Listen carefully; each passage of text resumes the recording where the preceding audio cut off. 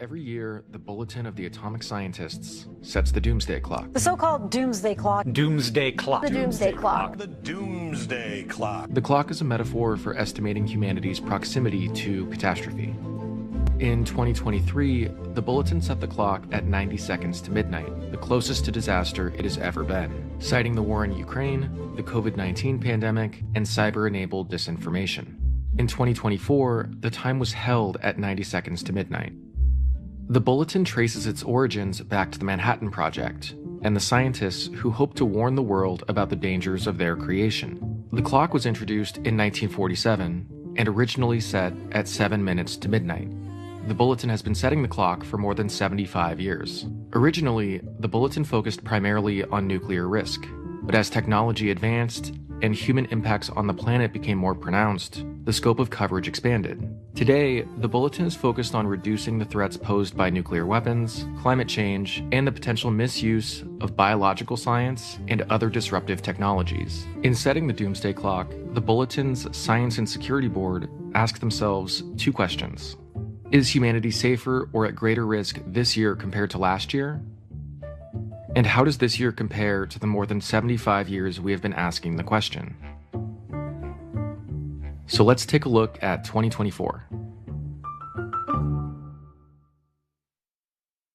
The Nobel Peace Prize was awarded to a Japanese organization of survivors from Hiroshima and Nagasaki, Nihon Hidankyu, who have worked for 70 years to warn against the danger of nuclear weapons. The world has developed a strong taboo against using nuclear weapons, but there are signs that taboo is beginning to weaken. We've seen the collapse of arms control. The new start is a bilateral arms control agreement between the US and Russia. But this, unless it's extended, is going to expire in 2026. And there are no negotiations going on between the two of them, given the political state that they are in. And nuclear weapon states are investing heavily in modernizing their arsenals. There's some obvious things like the war in Ukraine, and there have been threats to use nuclear weapons, so that's extremely alarming.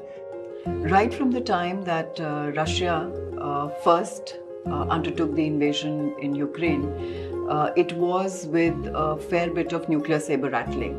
Of course, there are other wars. The Middle East is very unstable. We've seen North Korea, Pakistan, as well as China, Pakistan, China, North Korea, and Russia thrown in as important players in proliferation, helping each other on their nuclear programs.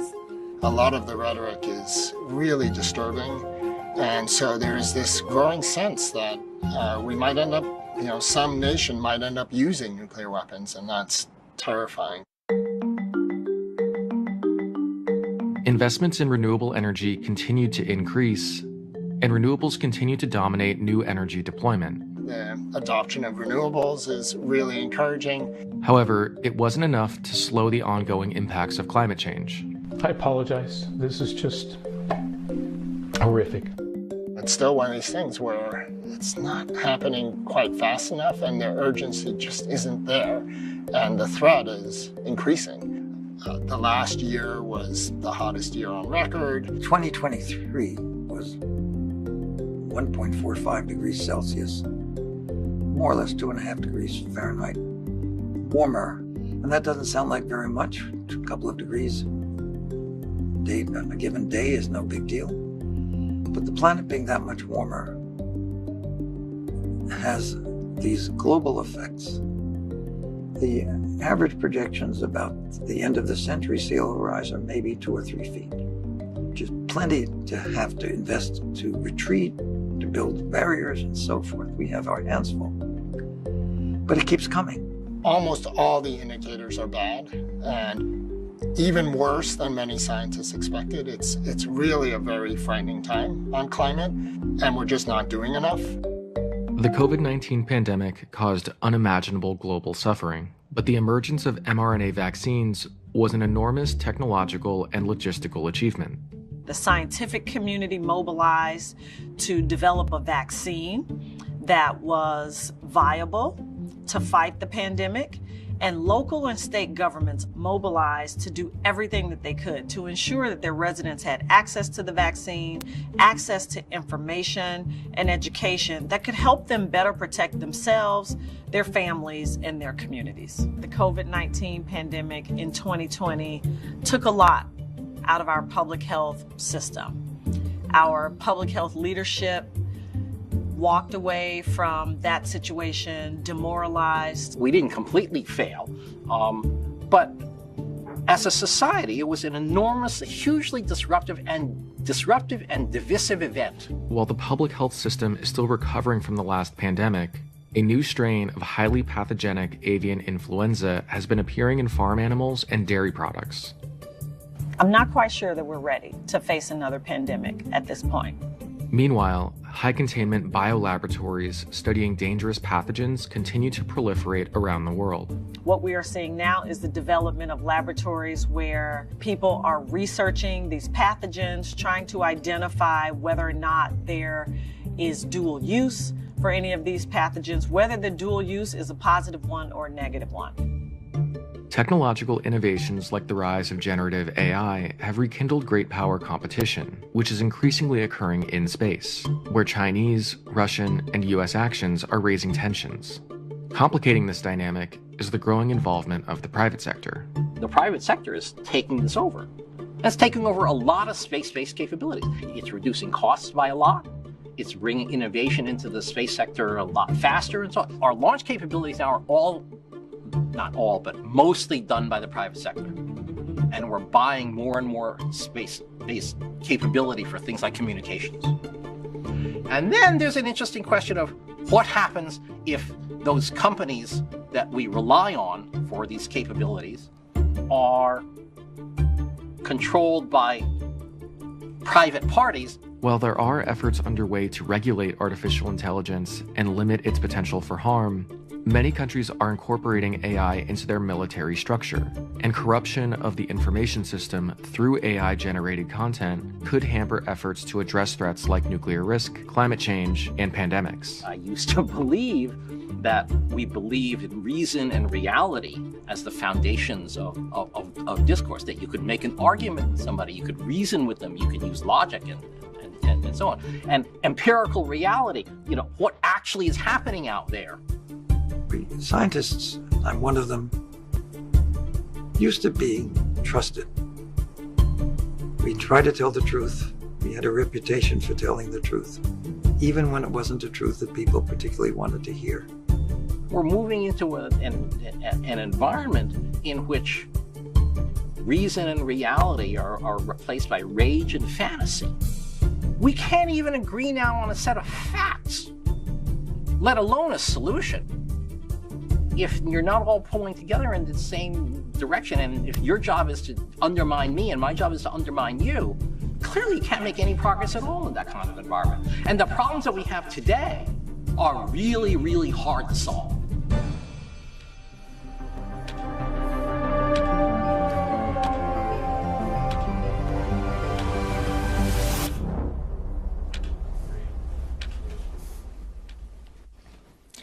Thank you all for being here today. It is the determination of the Science and Security Board of the Bulletin of the Atomic Scientists that the world has not made sufficient progress on existential risks threatening all of humanity. We thus move the clock forward. In setting the clock closer to midnight, we send a stark signal. Because the world is already perilously close to the precipice, any move towards midnight should be taken as an indication of extreme danger and an unmistakable warning. Every second of delay in reversing course increases the probability of global disaster. It is now 89 seconds to midnight. This is the closest the world has ever been to midnight.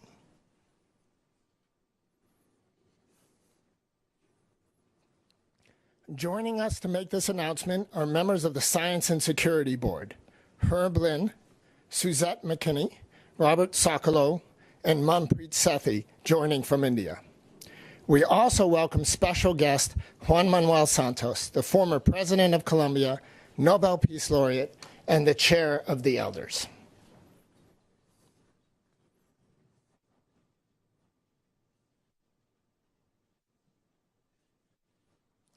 My name is Daniel Holtz, and I am the chair of the Science and Security Board of the Bulletin of the Atomic Scientists.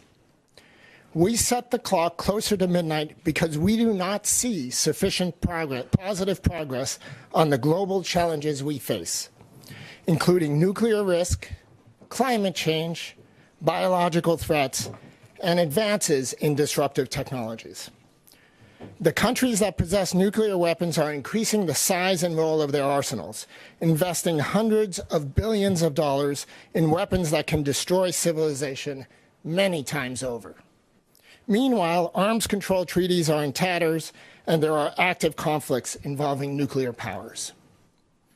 The world's attempts to deal with climate change remain inadequate, as most governments fail to enact the financing and policy initiatives necessary to halt global warming.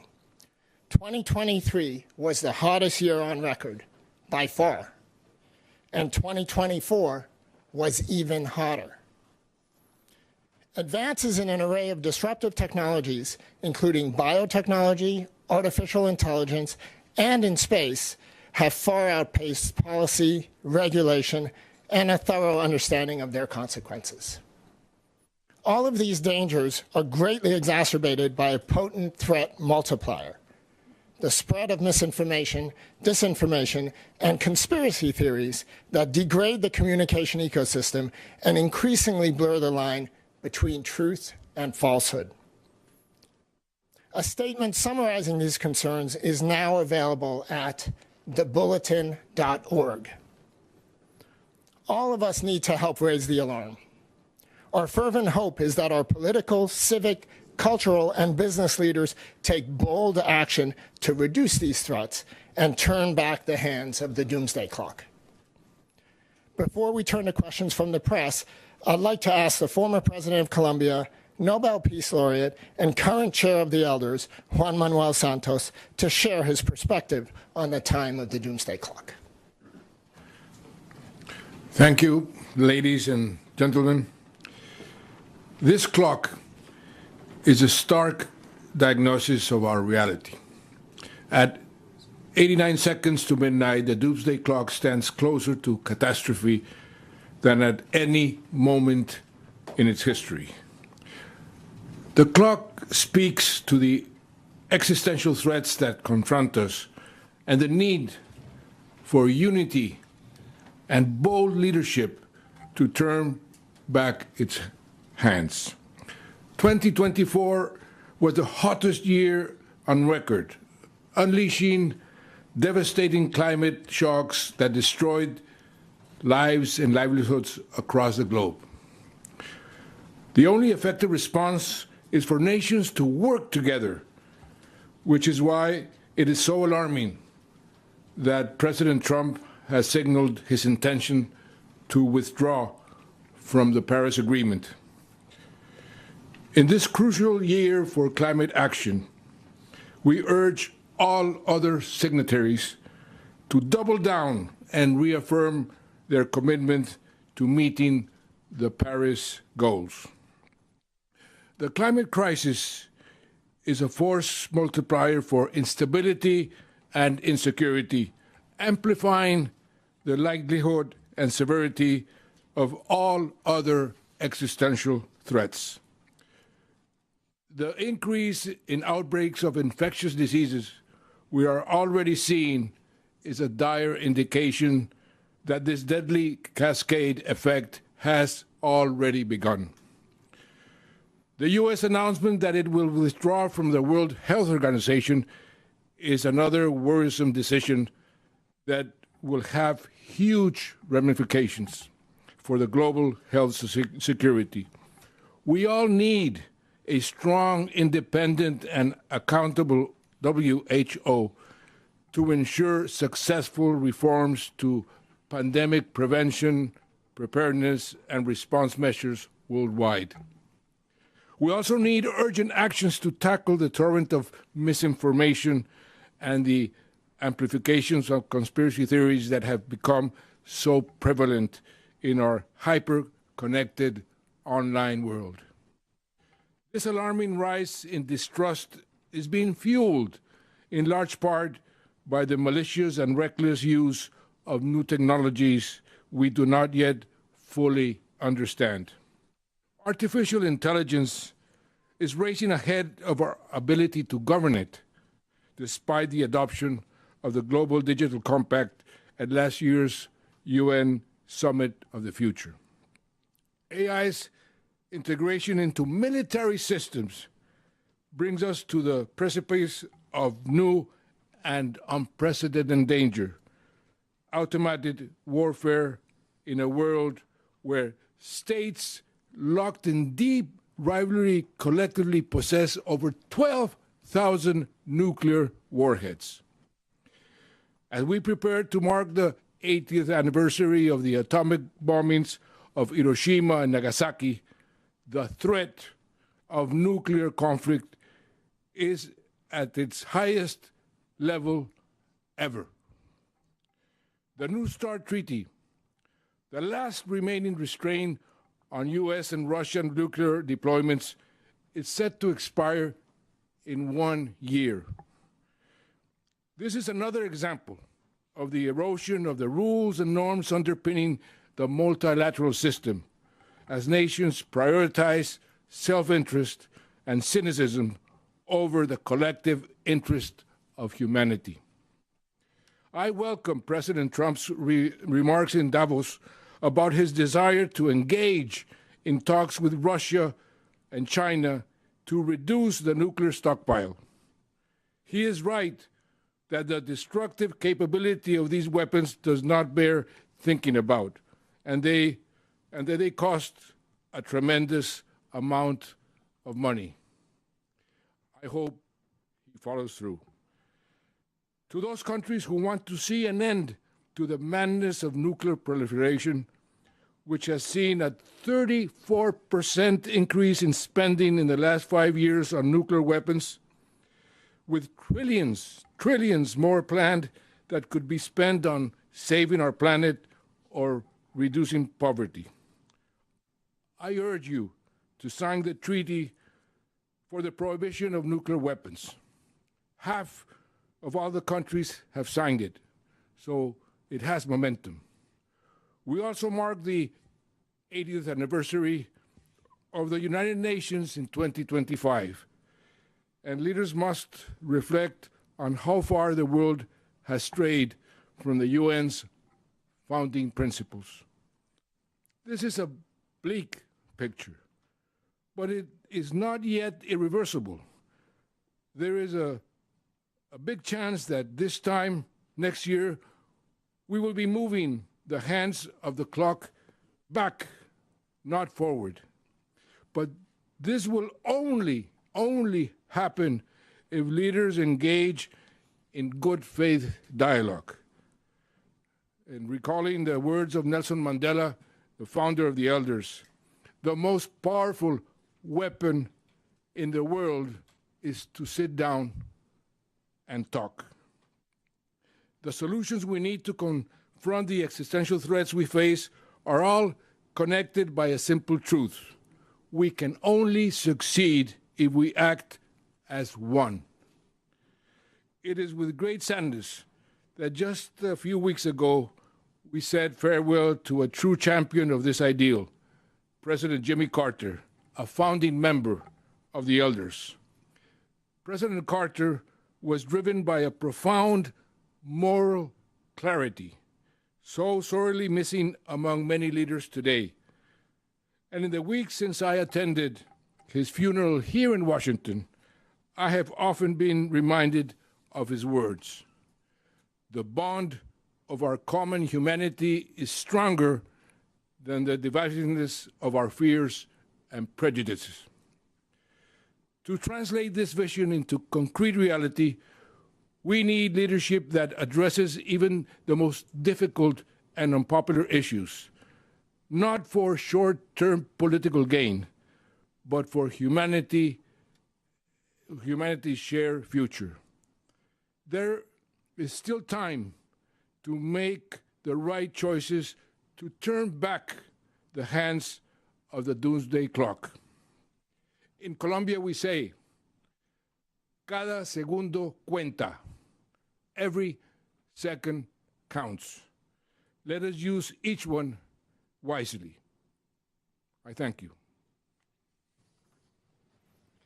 Thank you, President Santos. The opening video featured prepared statements from colleagues seated here. We will now open the floor to your questions. Please wait for the microphone.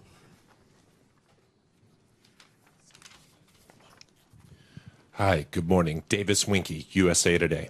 The Trump administration last night issued an executive order directing the U.S. Defense Department to focus on accelerating the development of strategic defense systems. Arms control advocates have previously argued that developing such systems has a destabilizing effect on the balance of nuclear power. I want to ask if anybody up at the podium would like to comment on the administration's moves regarding strategic defense investments and whether there's anything else we should be keeping an eye on. Thank you. Thank you. I think I'll pass that to Manpreet. Thank you very much, Daniel. And it is such a privilege to be joining all of you, even if it's from thousands of kilometers away. So on the question of President Trump's latest executive order, ballistic missile defenses and their development of various systems has been a part of the U.S. strategy for quite some time. And I don't think this is something which is very new. In fact, what has been happening is that U.S. withdrawal from the ABM treaty set us off on a path of an offense-defense spiral, and we are living through the results of that today, where different countries are responding to what those systems are. You know, nuclear deterrence is built on the idea of mutual vulnerability, and if one side is able to show that it can defend itself while also undertaking first strike, it becomes a problem for stability, as you just mentioned. So I'm hoping President Trump has the tendency to surprise us all with his actions. In the Davos meeting, as was mentioned, he did mention denuclearization, and now this is the executive order that has been taken.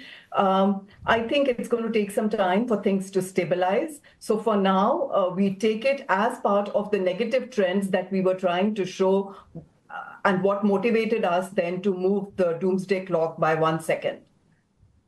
Thanks, Daniel. Thanks, Manpreet.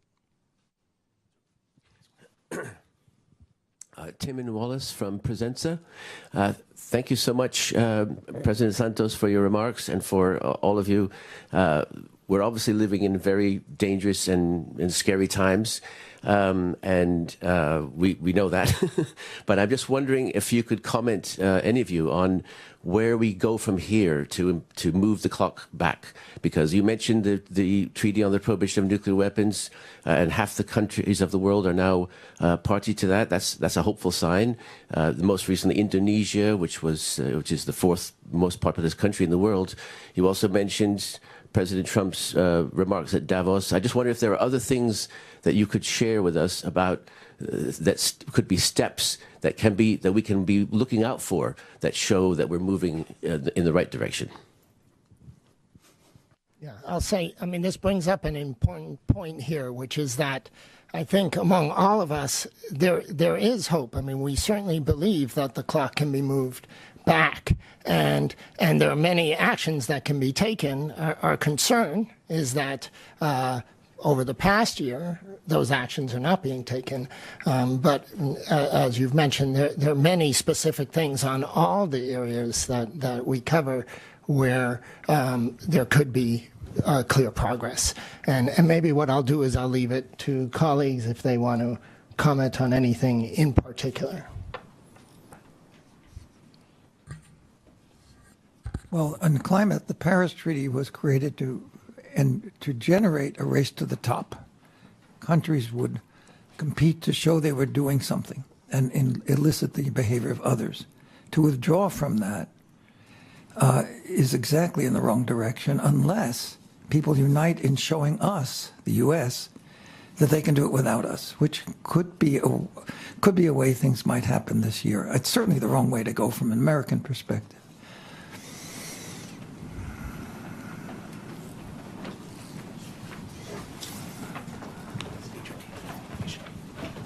Yuichiro Inoguchi for Kyodo News. Thank you for doing this. As mentioned in the video, last year's Nobel Peace Prize went to Japanese atomic bomb survivors organization, Nihon Hidankyo. And did you take it into consideration when you were discussing about this year's Doomsday Clock? And can we have your comment on how much they can influence on the global nuclear debate? Thank you. Yeah, thank you. I will say that the issues underlying that Nobel Award are certainly issues that we consider. There is this sense that the world is sort of forgetting the horrors of nuclear weapons, that there's this presumption that that's in the past and that it's no longer a concern. And I think many people around the world are worried because these weapons still exist. They're still poised to annihilate the planet in a matter of minutes, 30 minutes. And so that threat is not in the past. It's ever present. And I think the Nobel Award was to remind us and to kind of draw the world's attention to this. And in that sense, we're very aligned in our concern and our desire to kind of reduce these risks. And I would add that as a Nobel laureate, also the Nobel Committee was very, very relevant in awarding the Nobel Peace Prize last year to the survivors of the Holocaust. And it is among many reasons, one of the reasons why the elders, we're going to have our board meeting next May in Hiroshima. Because, as was said, we want to remind the world that this threat has not diminished, on the contrary, has increased in the last years. Hi, I'm Steve Herman from Voice of America. President Santos, you welcomed President Trump's remark about denuclearization talks. What do you see as the biggest challenge for Donald Trump, Vladimir Putin, and Xi Jinping actually making progress towards some sort of new arms control agreement? Well, the biggest challenge, in my view, is for them to understand that they should sit down and talk. And talk about how the three of them can take decisions to save their own countries and the whole world in a way that President Kennedy, when we were in a crisis, took the phone and called counterpart in Russia, sat down, and reached an agreement that, as a matter of fact, turned the clock backwards a few minutes. So I think something of that sort must be initiated right now, and you need to talk, to have bold leadership, to go, take the phone, call the other leaders, sit down, and agree on something that is almost common sense, because to continue on this race is counterproductive for everybody.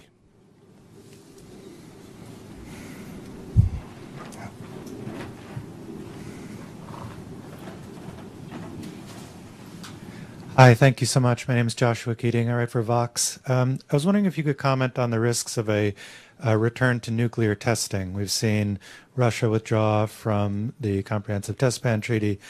Several figures in President Trump's orbit have proposed a resumption of live testing as opposed to computer modeling. I'm wondering if you talk about the likelihood of that and the risks it would pose if countries did go back to real live tests? Yeah, thanks. I'll pass that to Manpreet. Yes, thank you, Daniel. And if I may just weigh in with one sentence on the previous question as well. I think Ambassador Santos has said very, very rightly what the challenge will be. To my mind, the challenge will also be perseverance and patience, because these are going to be difficult negotiations. And it's important for the leaders to stay invested in this process over a long period of time. And that's, I think, going to be a challenge given the slightly flitty nature of current times. On the question of nuclear testing, so there's been a chatter that we've heard from all of the major nuclear weapon states about keeping test sites ready and that there could be a process of testing. I think within the US, there are two camps, one which is pro-testing, but the other which tends to believe that if that testing door was opened by the US, other countries are going to follow, and the likelihood of their gaining from that process is going to be much more. So I'm hoping that wisdom will prevail and that we will not open this Pandora's box once again, because if the US was to set the fashion on the nuclear testing street, then there's every likelihood that other nations will also follow suit. So to keep the nuclear order in order, it's important not to go down the path of nuclear testing. Yeah, and I'll add, one of the major accomplishments has been that we have not been testing. And this would be really a step in the wrong direction. And for those that think about these issues, it's exactly, the first step leading towards oblivion is to start to normalize these sorts of weapons. Hi, I'm Jackson Barton with the Washington Post. So the clock has moved forward 1 second. That's a pretty relatively small move compared to past moves. So I'm just wondering, what does that 1 second signify if we're saying this is the highest risk we've been at in history? And have we considered, if the point of the clock is to communicate risk, have we considered other forms of communication, such as a percentage chance of nuclear war? Yeah, thanks. So I think our main message here is we're already the closest we've ever been to midnight, and now the clock is moving forward. So when you're at this precipice, the one thing you don't want to do is take a step forward. And we're saying, given what's happened over the past year, we just haven't seen the sort of progress we need. And in some areas of concern, things have gotten worse. And therefore, the clock is moving forward. So I think that is our main message. We are now the closest we've ever been to midnight. Additional questions. So we have an additional question from offline. It's regarding disruptive technologies. How do the recently announced advances in Chinese artificial intelligence technologies affect geopolitics? Clock. Herb? I think I'll take that. One thing it indicates is that what many people have assumed, that is that the Americans have a firm and indestructible lead, just isn't true. And anybody who follows technology could have predicted that. That leads in technology, even if you try to hamper other people from catching up, they eventually dissipate, and it goes back and forth. And really the only way to, quote, stay ahead is to continue to do work and build on your technological strengths. So I think it affects geopolitics in that sense, that the Chinese have demonstrated, assuming you believe their press releases and so on, which isn't always the best thing to do, but assuming that the claims are valid, that it's not a one-sided race anymore, that the United States can lose its lead, and Chinese innovators are smart and determined to make progress.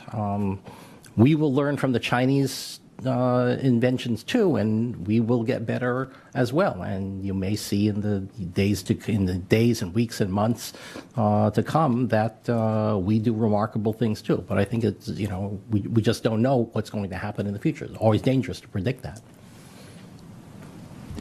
You know, there's something quite positive about this development, if, and Herb can add to it, if we would need much less energy for the AI task, which was going to push our limits on energy sources seriously, if this development is correct, because it apparently uses considerably less energy to achieve the same AI objectives. Is that right, Herb? That's the claim, and we'll see what the actual data say.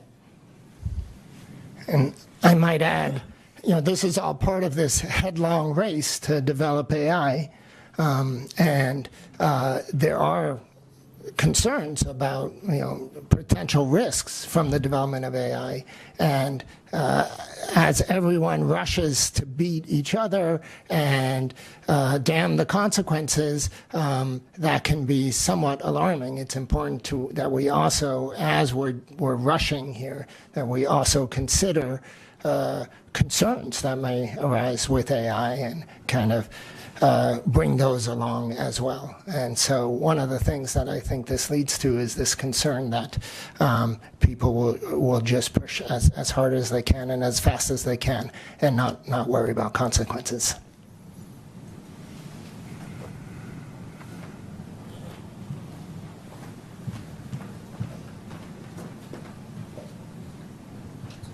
Emily Strasser, freelance. Thank you.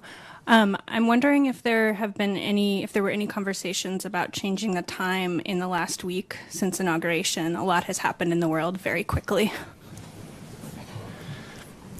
Yeah, so one thing about the Doomsday Clock is we don't attempt to be real time and respond to every tweet and adjust in the moment. Often many of these things take a while. The repercussions of some of the actions, even from the last week, will take a while to play out. And so I think for the kind of, we kind of have a theme in when we have our discussions, which is we wait for actions, not just words and intentions, but let's just see what the consequences are on the ground. And I think for many of the things that seem most alarming from the last week or have gotten so much attention, we're going to wait and see. But we'll continue to monitor over the weeks and months ahead. And if we need to change the clock, we will. We have another question offline. President Trump withdrew the U.S. from the World Health Organization at the start of his term.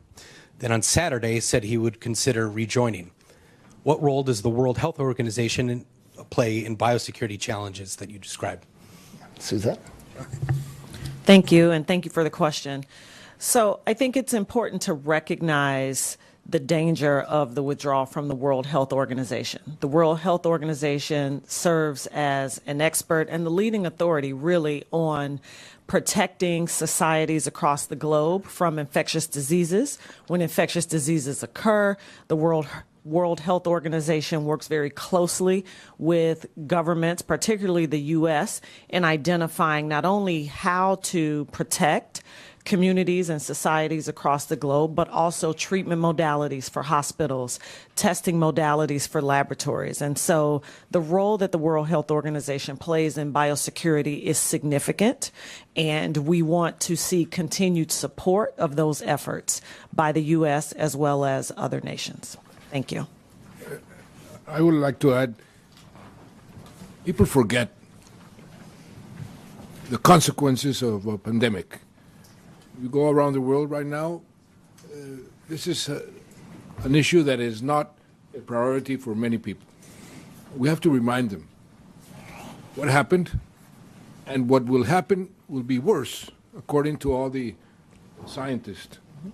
And so it's so important for the world to prepare, because what is happening with other existential threats like climate change is increasing the possibility of another pandemic which will be worse than the last one. That is something that people should understand, leaders should understand. The agreement to design a system to prevent or protect the world from pandemics has not been finalized. The political will has not been there. The resources have not been there. but the danger is increasing. And that is what we have to transmit to the world, especially to the leaders of the countries that have not been committed enough to have an agreement finalized. I would agree with that. And I would state that some of those dangers we're seeing already. There are people still suffering from long-term health effects of COVID-19. There are societies still trying to recover socially and economically from COVID-19. And most recently, we are seeing the spread of avian influenza, not just among birds, but jumping now to other mammals as well, with the grave concern that avian influenza could mutate to begin showing characteristics of sustained transmission among humans. And so the dangers that President Santos talks about are very real and extremely concerning at this point. Yeah, and I might add, this is another one of the themes, which is all of these risks, they impact all of us. That's what we mean by existential risks. And the way we address them will require all of us. It's not that one nation unilaterally can solve climate change or can address all pandemics. We really need to work together. And so these sorts of international organizations play a major role in that. And so one of the themes in what we're talking about is that nations need to work together, that leaders need to talk and engage to address these sorts of existential risks.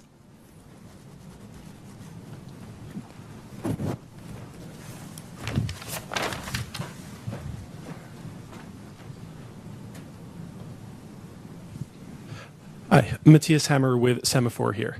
I'm wondering, given the federal funding freeze announced earlier, I guess this week, end of last week, which touches on a number of things, public health, I think some nuclear safety programming has been impacted. I'm wondering, in PEPFAR notably as well, HIV treatment, I'm wondering what kind of knock-on effects you guys would expect this to have, not just for the immediate short-term effects over the next few weeks, but also looking beyond that in terms of the credibility of some of these programs, stability, and the consequences of having these frozen, even just for a few weeks, or indefinitely. I guess we'll have to wait and see. Suzette? So the first thing I would say is that the sustainability of our public health infrastructure here in the United States often depends on the availability of appropriate amounts of funding in order to continue to execute those public health programs, to continue research efforts that are ongoing. And so the freeze on funding currently, as well as the freeze on our governmental public health agencies' ability to communicate health concerns is gravely concerning. I hate to keep using that terminology, but it is in fact true. And so the danger that we see in the freezing of that funding at this point is that some public health programs could stop altogether, and other public health programs can be significantly impacted negatively because of the ability to not have the sustained funding that they need in order to continue. It's a big problem. What we're seeing right now with, as I mentioned a moment ago, the spread of avian influenza, just the inability of our federal government's public health agency to communicate with laboratories, to communicate with hospitals, and even to communicate with the public in terms of what they can and should be doing to protect themselves, what they should be concerned about, and what actions they should be taking along those lines. It stands to put us in real danger of not only this disease spreading, but seeing a lot more morbidity and mortality as a result. One last question. In regards to AI and climate, what are your concerns with forecasted electricity demand growth for AI data centers? And how much did that influence this year's decision? Well, I already dealt with that a bit by saying that the news from China may be very positive in this, beneficial in the sense that we'll lose the specter of a lot of new energy demand coming from AI and the purchase of dedicated energy sources was haunting us, I would say, to some serious extent for the clock conversation. And a friend of mine once said, we can never be clever enough to invent the ways in which people are going to want energy. And I was reminded of that when AI arrived. And we have to really salute those who make energy use more efficient. And this is an example, the kinds of progress in semiconductor chips that reduce the energy demands of ordinary computing have their analog in what may have just happened. I don't have much to add to that. It's clearly a good thing if computing does take less energy. I mean, I think nobody will dispute that. On the other hand, it's not clear that the Chinese AI applications are going to be everything that is claimed for them. You try it out, it turns out that it is still censored, for example. It is after all a Chinese website that you interact with, and it will not tell you things that the Chinese government doesn't want to tell the world. And so, American or Western services still have some advantages, and as I said, they will certainly try to learn what the Chinese have done to reduce the energy demand. So all those things are bode well. Will it take long to learn? Do not know the answer to that.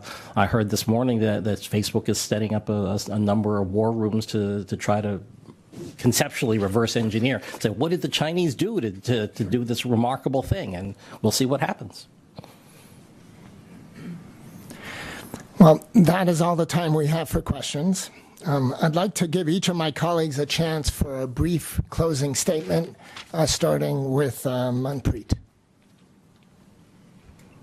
Thank you, Daniel. So I do want to say that the move of even 1 second closer to midnight is a second too many. From the nuclear dimension, we are in a situation where a slew of risks of arms racing, of loss of guardrails, a possibility of further proliferation, possibility of nuclear use are all rising at the same time. There is a tendency to talk about nuclear weapons as if these are ordinary weapons, only a bit more lethal than conventional. So looking at this picture, and as it intersects with emerging and disruptive technologies, I fear whether we might be sleepwalking into nuclear disaster.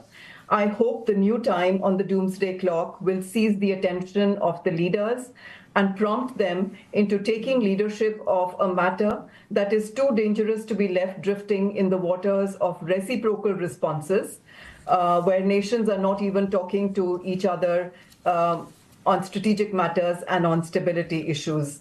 So the nuclear status quo should be unacceptable to all of us, and I hope the Doomsday Clock new setting will galvanize action on this front. Thank you. Thank you. Rob? One can argue about how aggressively to address climate change, but there simply isn't a case for ignoring the problem or pretending it isn't there. Human beings doing ordinary things like heating and lighting homes and driving cars are making the Earth steadily less livable.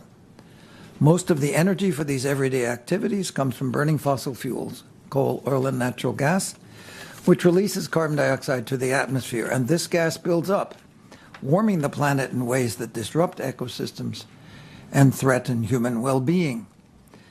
While fossil fuels have driven global prosperity thus far, we must now transition to an energy system that does not emit carbon dioxide to the atmosphere. Solutions are there. They include using energy more efficiently, like LEDs for lighting that consume a fraction of the energy of incandescent ones, and adopting renewable energy sources. We can also capture carbon dioxide emissions from fossil fuels so that they do not reach the atmosphere. Every country has acknowledged the necessity of this transition. Every country has begun this transition, and every country knows that most of the transition lies ahead of us.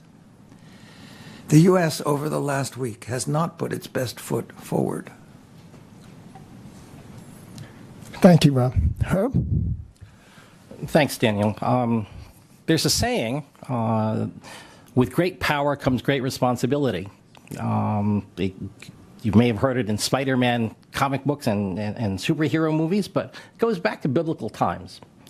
It rings more hollow these days in light of the events of the past few months. For example, once upon a time, the tech companies were avowed champions of of ethical stewardship of the information ecosystem. And now we see them overtly retreating from their obligations and responsibilities to promote the health and viability of that ecosystem. The result is they leave citizens around the world vulnerable to misinformation, AI-driven and otherwise, that will inevitably cheapen public discourse. The resulting erosion in truth, in real science-based information, will threaten our ability to address crises such as nuclear war, climate change, pandemics, and the like. And there's a certain irony in that, visible in that the unchecked spread of AI-enabled falsehoods and half-truths may pose a greater danger than putting AI in charge of nuclear weapons, something which no nation is proposing. The past few months have not put us on a path towards moving the clock back, even as the stakes of our collective future grow higher. Thanks, Herb. President Santos. If we go back to when the Bulletin started, 70, 80 years ago, and the people who were concerned about the invention, and say, what would they be thinking today? In a way, they would be happy because there has been no nuclear incident in all this time. And I remember when the clock moved to 90 seconds, one of the scientists told me, it is a miracle that there hasn't been a nuclear incident. Well, I think they would be happy, and that they would be happy that this is happening right now, because we are trying to make people aware of the risk. And I hope, and hope is the last thing you should leave aside, that they would change the attitude. They say, the former British Prime Minister Harold Wilson used to say, in politics, in local or international politics, 1 week is like a century in Switzerland. It could change very fast. And I believe that, and I hope that the international politics will change in order to be able to bring together the leaders, for example, as we mentioned, of Russia, China, and the US. But not only those leaders, the leaders of the whole world, because, as was said here, we live in the same house. The house is a bit on fire. We have to put the fire down and, on the contrary, build a stronger house for the future. And I hope that we were able to do it, and I hope that in a year's time, the clock will move backwards and not forwards. Thank you, President Santos. Suzette? Thank you, Daniel. Here's a question I'd like you all to consider. If you can't see it, can't hear it, can't taste it, and have no evidence of it, then it must not exist, right? Well, in the case of biological threats, the answer is a resounding no. Whether developed in a laboratory or naturally occurring, disease is disease. When infectious diseases begin to spread, we often don't know what they are, nor how to contain them until the resulting morbidity and mortality are out of control. How would it make you feel to know that rogue actors could employ AI technology to proliferate these diseases even more, or that entire nations have the power to unleash biological weapons within societies due to war or just a menial disagreement? I'm sure you are all terrified at the thought. As nation states around the world and even our own government engage in practices that are sure to encourage rogue behavior and or cripple our ability to curb the spread of infectious diseases, novel or otherwise, we cannot hide our heads in the sand. And this, my friends, is cause for great and grave concern, and that is why it is indeed 89 seconds to midnight. Thank you, Suzette, and thank you to our panel, and thank you to those of you around the world viewing today. And I want to echo President Santos's comment. It is perhaps a miracle that we've made it through the past decades, but hoping for miracles is not a good strategy. And so our message here is there are actions we can take to reduce these risks, and we should be taking those actions. It is a judgment of the Science and Security Board of the Bulletin of the Atomic Scientists that we are at the most dangerous moment in the history of the Doomsday Clock. Our hope for the coming year is that the world commits to turning back the hands of the clock. On behalf of the Bulletin of the Atomic Scientists, I thank you all for your time and your attention. It is 89 seconds to midnight. We are adjourned.